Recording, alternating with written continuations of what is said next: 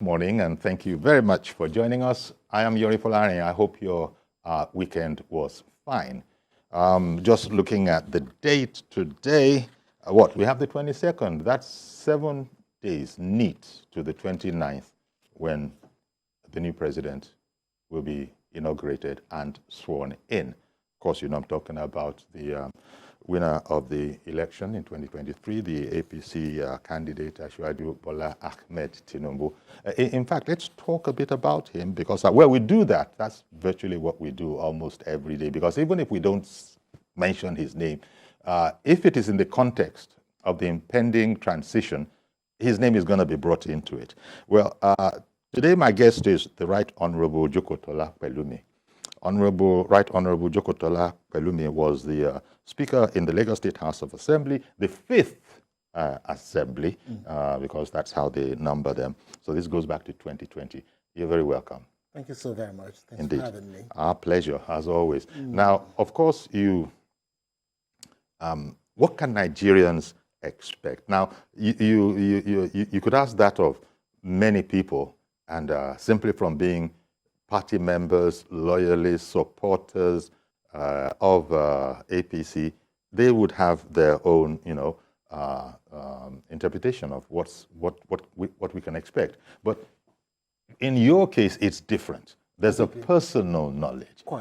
There's been a close working relationship over an extended period of time. Absolutely. So it struck us that, look, let's tap into that knowledge. Yeah, talk to somebody who knows. Yeah, talk to someone who knows. And give it to me. What do you think Nigerians are in for? Of course, people know already. They've heard it, that the sagacity of the man, the wisdom, the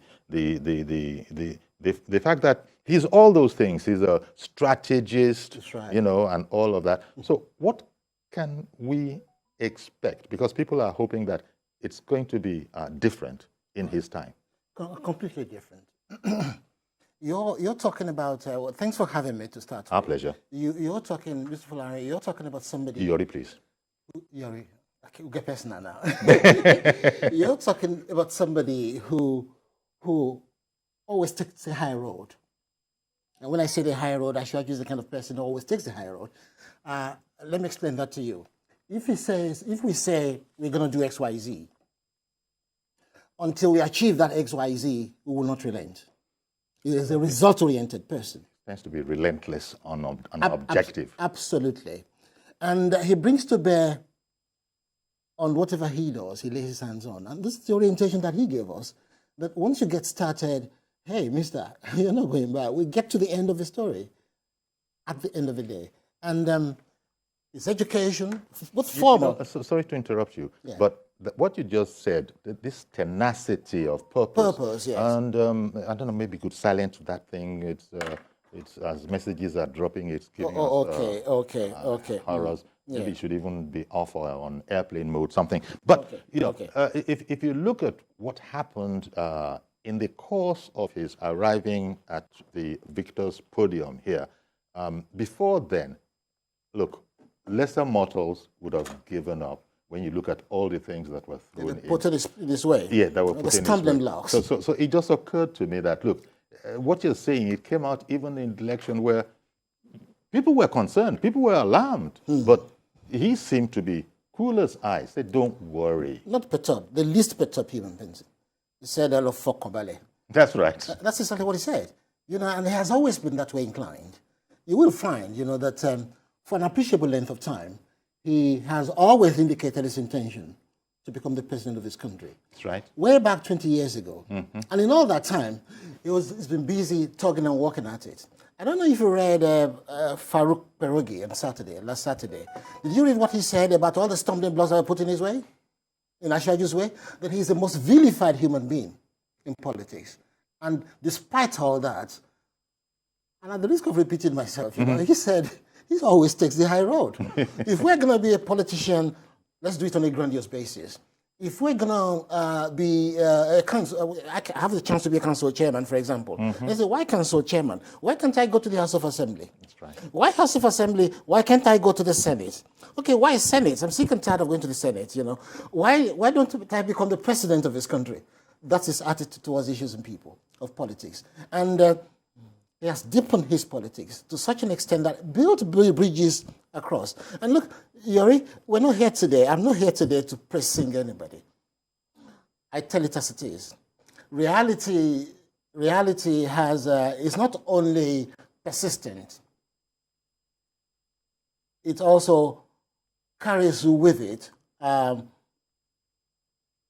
certain uncomfortability. Okay. How do you mean? This is what I mean.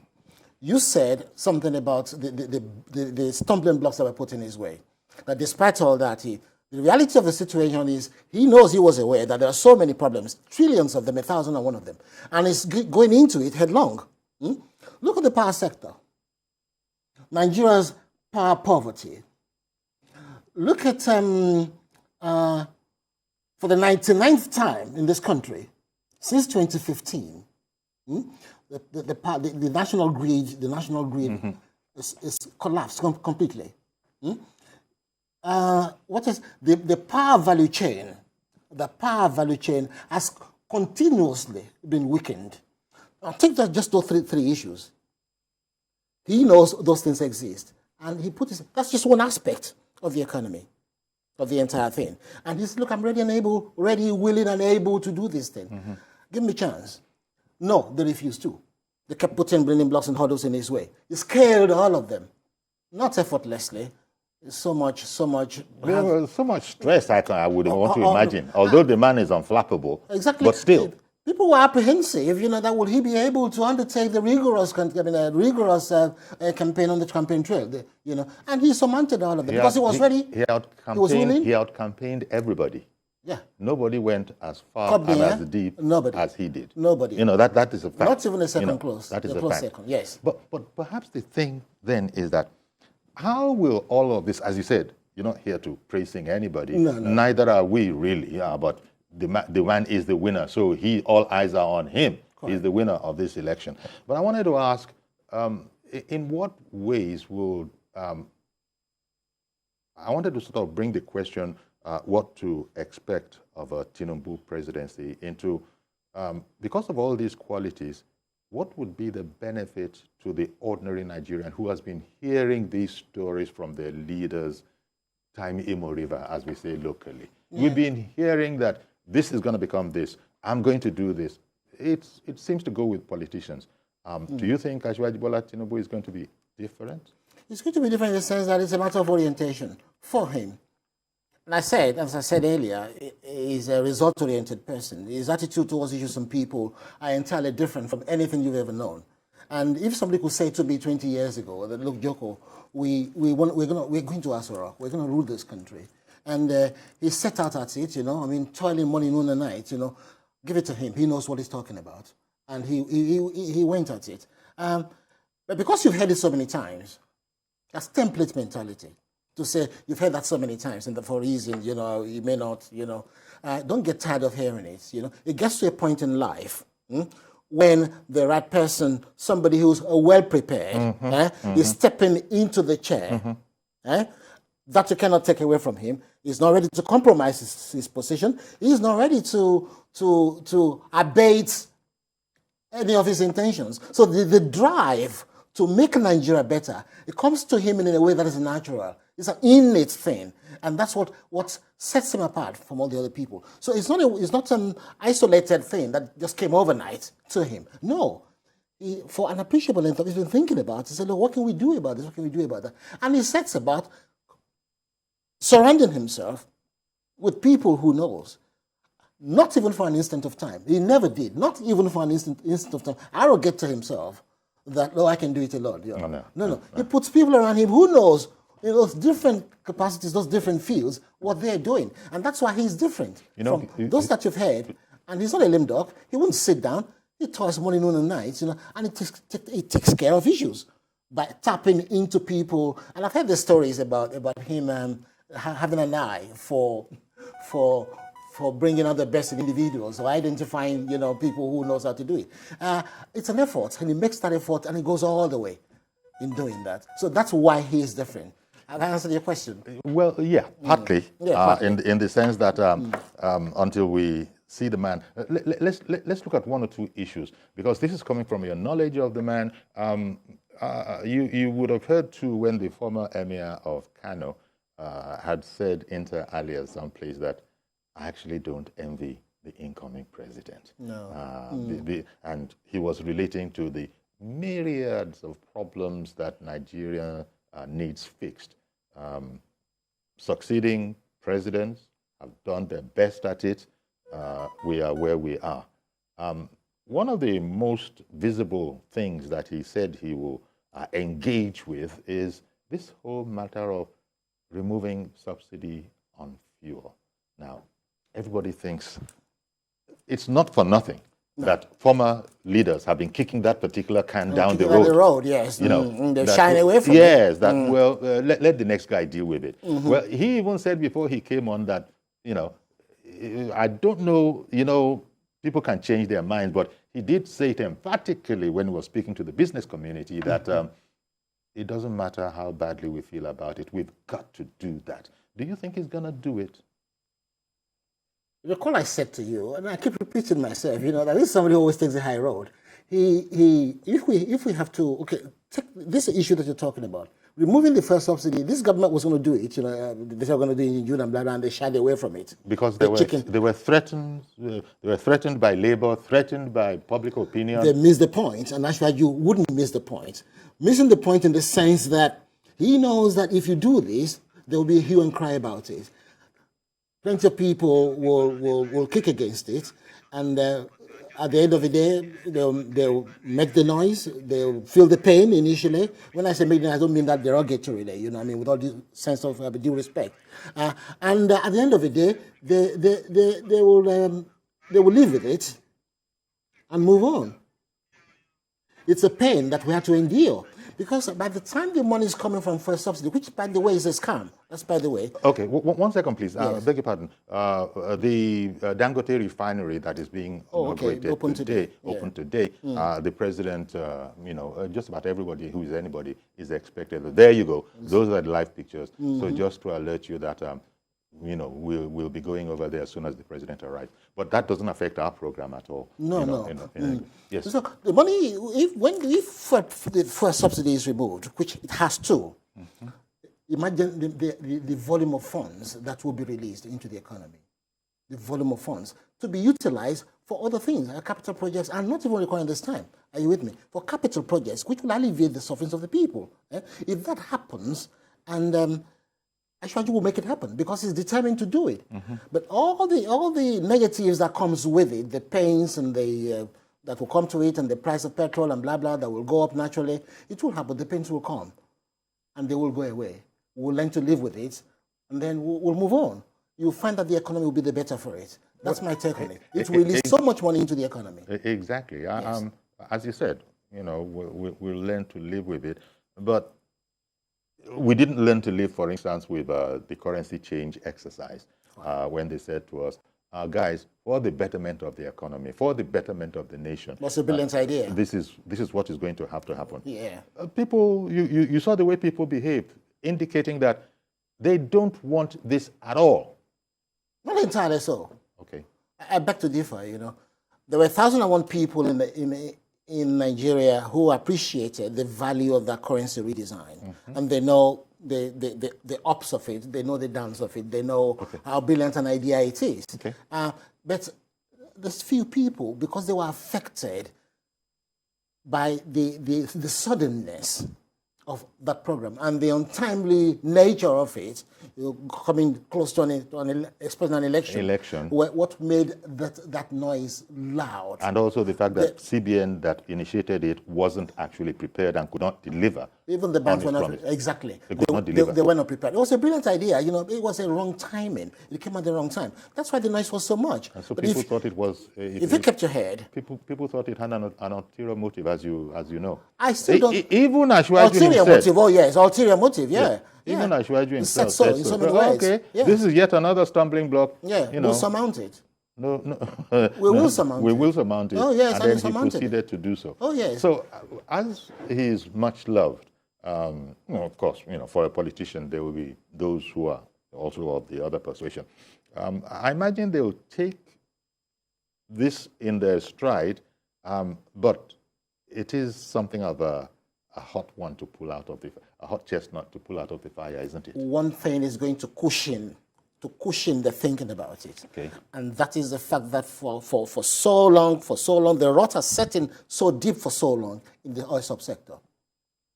Because this subsidy thing is understood to be a scam. A lot of people tell you this is a big scam. So many people are obtaining free money and not importing one drop of oil. That's right. And we saw what happened, So at the end of the day, if it is removed, those monies will be freed. That's what people should understand. Okay. For the use and benefit of everybody in the society. Okay. And that's the comforting thing. That's the comfort zone. Indeed. We'll talk about it some more. Mr. George has called in from Ikeja. The nature of our program is interactive. Good morning, Mr. George. Good morning, Uncle Yori, and greetings to your guests. Yes. Right Honorable Kwelumi. Yes. If what Asiwaju, the way he went about the primaries is anything to go by, I don't have any doubt that this is somebody who knows what to do. If you look at his manifestos, you will, if you read the manifestos, you will know that this is coming from somebody who knows what he wants to do. But one thing I would like to advise is this. Judging from the hustlings I'm seeing about sharing of posts at the National Assembly, the president or the incoming president must put his feet down when he wants to do something. I noticed that those who want what they can share are more than those who really want to work. He must sift them and make sure the ones that can give him what he wants are the ones working with him. It's not about sharing of position. It's about working. He who wants to work, Uncle Yori, doesn't have time to fight. And where there is fight, there is no work. So if what we are seeing at this National Assembly positions is anything to go by, it shows what might also happen at the executive level. So he had to prepare for it and make sure the way he went about it, during the primaries, in the midst of all the noise making, he was just going about it the way he knows how to do it. And at the end of the day, he thought what he wanted. Indeed. That's the way I expect him to also go about governance. Okay. So what I'm saying today is not, in the National Assembly race, is not what I expect to see at the executive level. Thank you. Thank you, Mr. George, for calling in. That single-minded focus exactly that Asiwaju had right through the primary. That's the point he's trying to make. Yes, that is what he would like to see. Yes. And so it's clear that it's possible. But he also referred to the National Assembly top positions that, have suddenly become a very hot talking point. In fact, almost, if not quite there, causing something of a rebellion within the party, where loyal party members are saying that it wasn't done right. We weren't consulted. Some regions were left out. And some regions were left out, and some regions have more than their share. Quite. So why would the Northwest have 2 positions in the top 4 in the nationals? Those kind of things. Since he's a man of great detail, he doesn't miss out on details. No. What do you think is going on in there? Because it has been said, Bajabia Mila, the Right Honorable Speaker of the House of Assembly, of House of Representatives, I beg your pardon, has said that it was not a mistake. For those who have said that... That's his own view, Yuri. That's his own view. Please go ahead. Okay, yeah. So that's the point I wanted to make. So you said that, if he said that, then it's his own view. It's his own view. Now, the allocation of posts the National Assembly, which the gentleman on the phone referred to, was a mere recommendation to the NWC. It was a mere recommendation to the NWC. Okay, and it one says moment, so that I won't interrupt you Okay. further. Let me take Mr. Joshua, who has called in from Irewolede. Good morning to you, Mr. Joshua. Good morning, and good morning to your guests. Thank you, sir. Good morning. Even those of us that have not worked directly with Asiwaju, I think we have a fair idea of the kind of person that he is. I was in Lagos when he was governor. And for example, I knew that Lagos was littered with refuse. Everywhere in Lagos was refuse. I also remember the Molue situation. Now, this man cleaned up Lagos. That's right. That's a huge credit that I will give to him. Nobody can argue about that. It seemed like an intractable problem at the time. Yes, it was, Uncle Yori. I had a dump site close to me then, so I had some challenges with the government, and I had to talk to them. And I saw through the refuse collection system what was put in place then. If that man had been allowed by Obasanjo to execute his power project that he was trying to do through that refuse recycling, Lagos at least would have 24 hours power supply by now. It is unfortunate that this thing is starting this late. But my take in all this is, if we have a technocrat like Asiwaju governing Nigeria, now you have a population of people who may not be that enlightened. How is he going to carry the people along? Look at the tussle within the assembly now about who is going to be Senate president, about who is going to be speaker. They are not looking at the vision of the president. They are looking at the interest. Of course, I know there's a need for balancing, but look at the kind of things spanners they are already throwing into the works. This one should go to this person. They are not talking about. Let us look at what this president-elect is bringing to the table.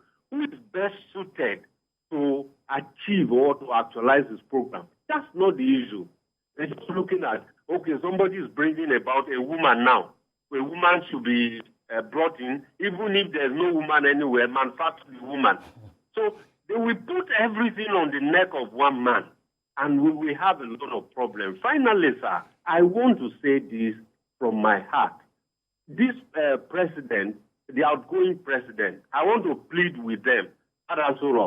There is too much of appointments rolling out. Now, if you make all the appointments now, what is the incoming president going to make?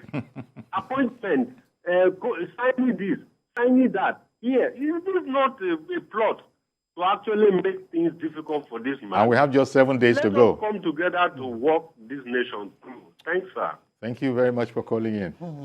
Joko, that's a brilliant representation. Okay. It's brilliant. Okay. Would you like to comment on? He's raised several issues. That's right. The issue of the National Assembly is one, and this is somebody whose depth of politics, is unimaginable. So he can take care of it. I was making the point before he came online, that to the effect that the allocation of posts, leadership posts in the National Assembly, was a mere recommendation to the NWC. Was a mere recommendation to the NWC. Maybe it's not the phone. Is that thing live? Is that thing online? Yeah, it's online. Oh, that's where it's coming from then. Yeah. Okay. Switch it off, yeah. Okay. It's coming from there. I'm so sorry about this, but it keeps on alerting us that a message has dropped. So it's a mere recommendation, and even the party chairman acknowledged the fact that, look, if you read the letter properly, it's indicated there in very clear terms that they're going to engage in further consultations. So the issue in the National Assembly will be resolved. Okay. For the benefit of the entire nation. And you made an interesting point when you said that. Whoever thought that it wasn't a mistake was expressing his personal opinion. It was a personal opinion that it wasn't a mistake. I mean, it's highly skewed in favor, like you suggested, in favor of the Northwest, and leaving the North Central in a lurch, and that shouldn't happen. So because all the six geopolitical zones in the country should be a part of that exercise. Yes, but how would that kind of a list be actually put out? I don't imagine such things can be done without his nod or his at least seeing it. And this is where a lot of people were a bit stumped. Yeah. That, wait a minute. People have spoken about it, ad nauseum, that how can this kind of a thing happen? You want my candid opinion? Yeah. Don't drag Ashagi into it. That's my candid opinion. That they wouldn't have done it without his knowledge, it's far-fetched. It was a mere recommendation by that committee to the National Working Committee. The Ashagi that we know and I keep saying it, that he would deepen his politics. He has a wherewithal to, and he has the knowledge of politics to know what should happen. By consultation, further consultation, he's not going to do it alone. He's a team player. Indeed. He's a team person. Maybe he'll even know what happened. This thing that people are complaining about, he probably knows what happened. He wouldn't even undertake a forensic examination of all that transpired when he was away. He's that way inclined. That much I can tell you. You see fireworks at the end of the day, you know. So it's not that there's no cut and dry about the list that is being bandied about and everybody's complaining about. There's no cut and dry about it. It will be reviewed, and at the end of the day, you see what you can call a balance sheet, you know, that will be presented to the public, and it may not be entirely acceptable to everybody, you know, but to a larger section of the party and the country will benefit from it. That's my take on that.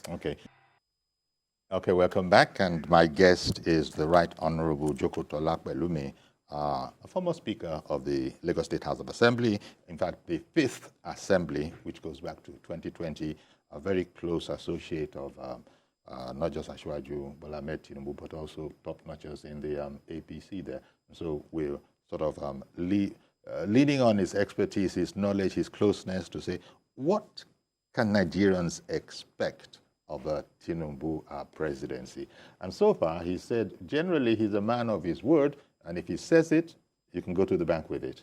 You know, right? Did I paraphrase that well? Yeah, you can go home with both eyes, go to sleep with both eyes shut. With both eyes shut, yeah. You know. So it's like he's a man of his word. Now, he did quite a lot of things in Lagos. He transformed Lagos, not just when he was on there. He also put a sort of a worksheet on the ground so that even after him, whoever was coming didn't have to start from scratch. There's a template. Yes, there's a template. Of corporate governance. Exactly, there's a template. And there's the 10-point agenda. Yes.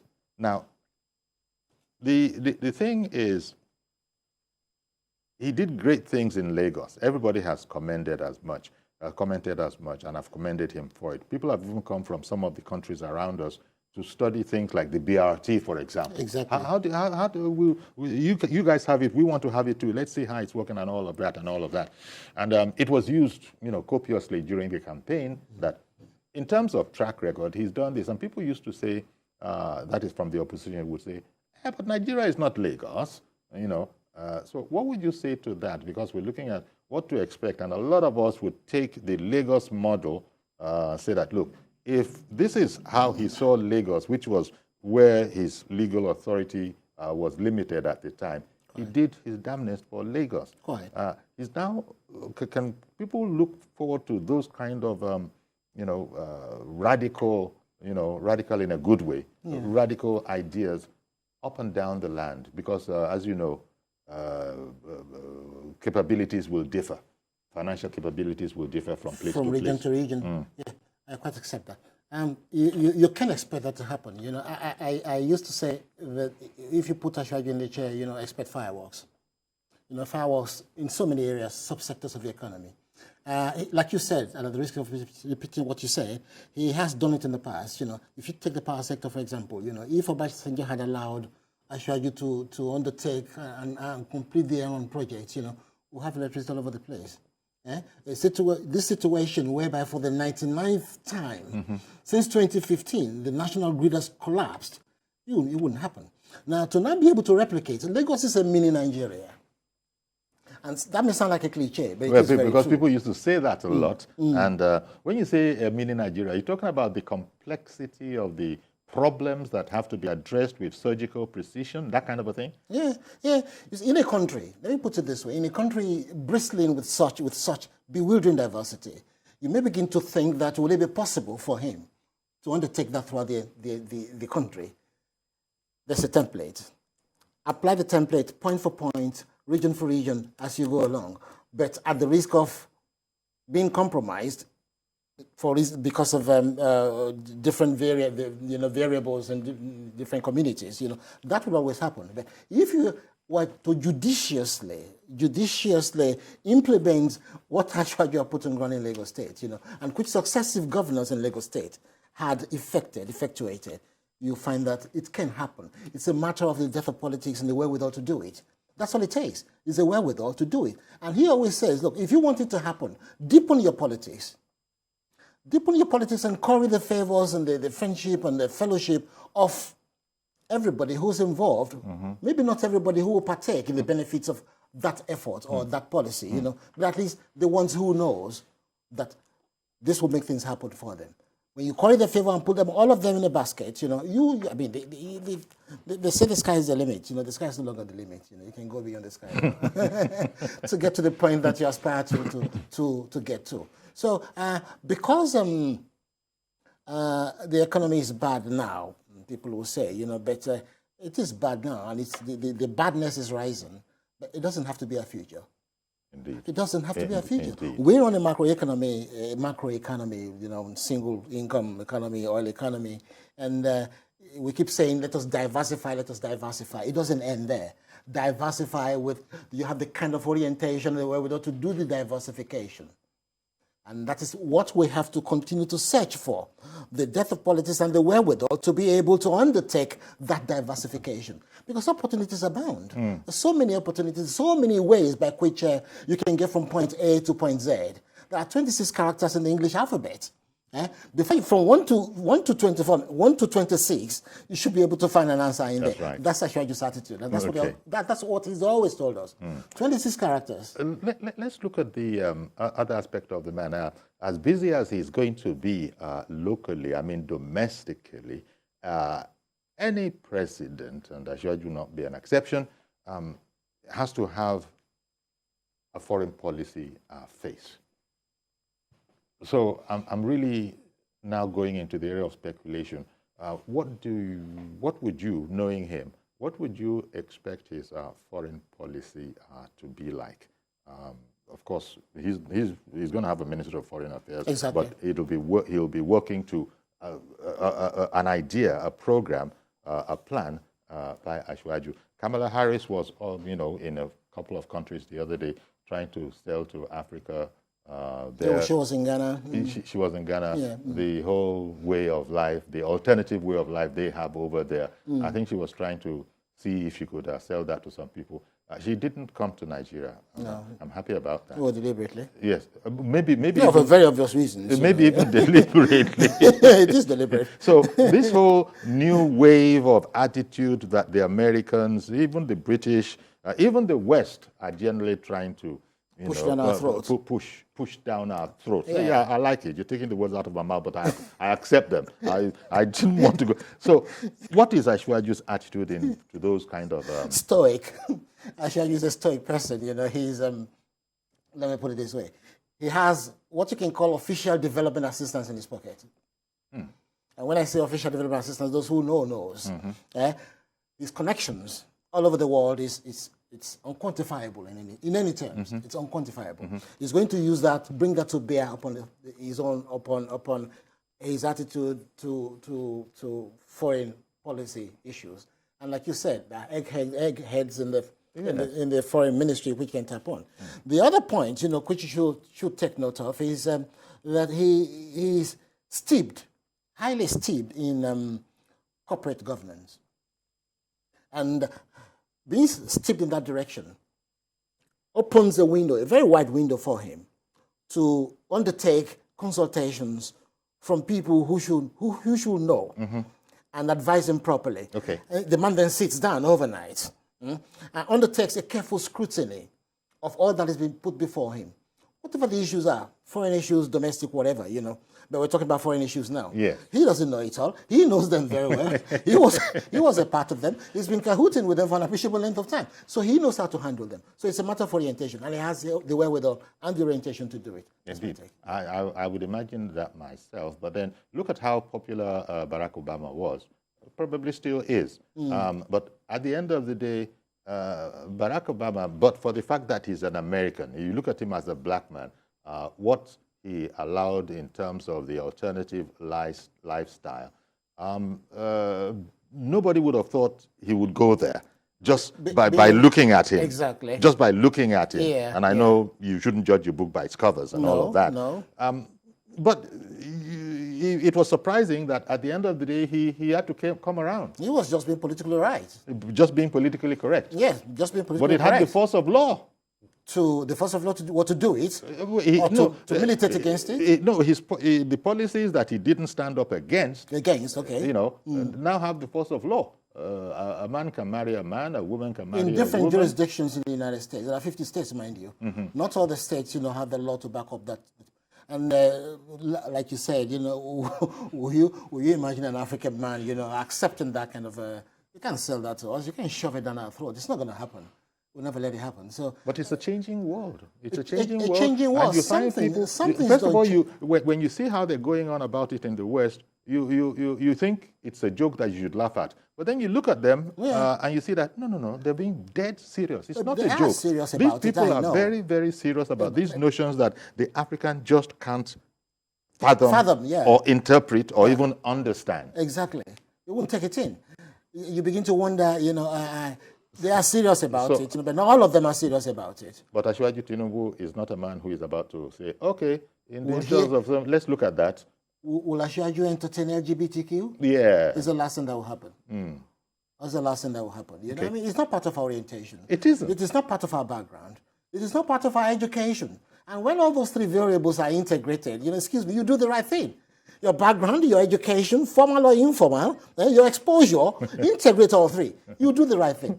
And that's what you'll do. So it's not going to happen. It is not going to happen. Not in this neck of the woods. Just like other presidents are saying, the president of Kenya has been quite vocal, of Sudan has been quite vocal, saying absolutely not. No, exactly. Don't even waste breath on it. Don't perish the thoughts. Perish the thoughts. But these are people these are countries and people and presidents that are otherwise valuable and highly regarded by Nigeria, except for this one flaw.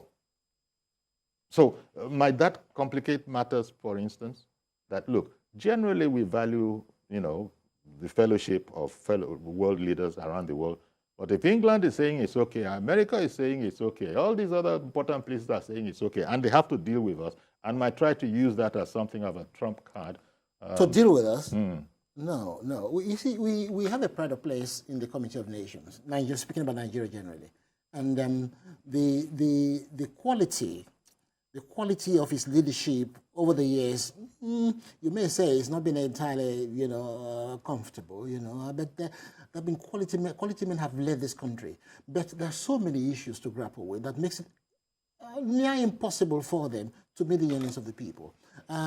This issue you were talking about, no president that has ever passed through the presidents in this country will entertain it. I don't think so. No. Obasanjo will entertain this.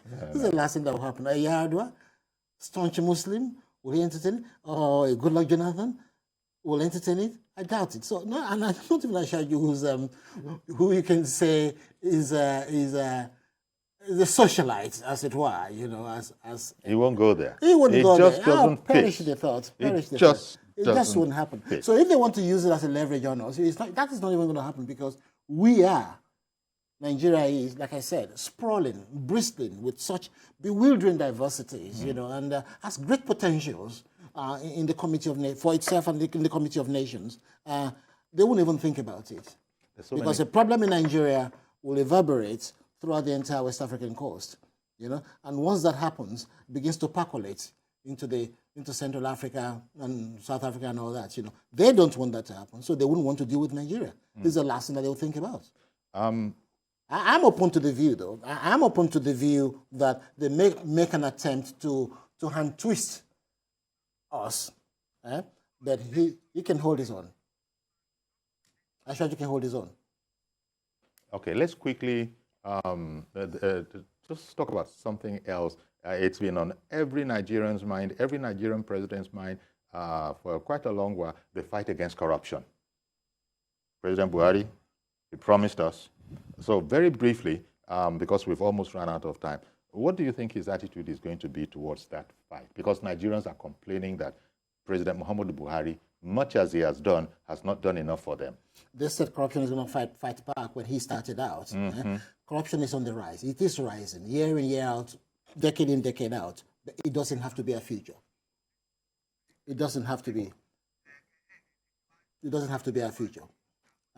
Reduce plug all the loopholes and undertake a massive reorientation of people. It starts from you and I. A massive overhaul, a complete overhaul of the orientation of people that look exactly. And then it will happen. It's something that's going to happen overnight. Because people feel it's Over so time. entrenched. Corruption is so entrenched that if you were to go there, so to speak, so many. Obasanjo, going back to Obasanjo, he said he didn't care whose ox will be God. We all saw the result of that. Yeah, exactly. So here we are again. So I was asking, do you think Selective with justice. Asiwaju Bola Ahmed Tinubu, we can expect that problem to be sort of re-engaged with? Exactly. Well, I said that he's going to undertake a massive overhaul of the orientation of people, orientation in aspects of corruption, for example. And he understands one thing, and that is that everything that you've ever learned, either by way of moral or aesthetic training, should stand you in good stead when it comes to issues of corruption. Okay. Okay. Nobody, you never, when you were growing up, your parents never told you to go and do something against the next person, which is not palatable, or go and take something that doesn't belong to you, or take more than your due or your worth in your work setting. It's not part of your orientation. And we need to go back to that kind of... Bring those values back. Bring those values back. Dust them up. Exactly. And then put them in the right place. Exactly. So It's a matter that's of... the kind of man that the man is. That's the kind of man that he is. It's a matter of orientation, and that's what's going to happen. You will see. Okay. You keep your fingers crossed. It's good enough for me. He's not paying a tepid attitude or lip service to we're going to handle corruption. Okay. It's not our way of life. Well, I want to thank you very much, Joko. Thank you. Thank you very much, Right Honorable Joko Tola Pelumi, one-time member of the House of Assembly, not member, actually Speaker of the Lagos State House of Assembly, the 5th Lagos State House of Assembly. Thank you very much for coming on our program. Thank you for tolerating me.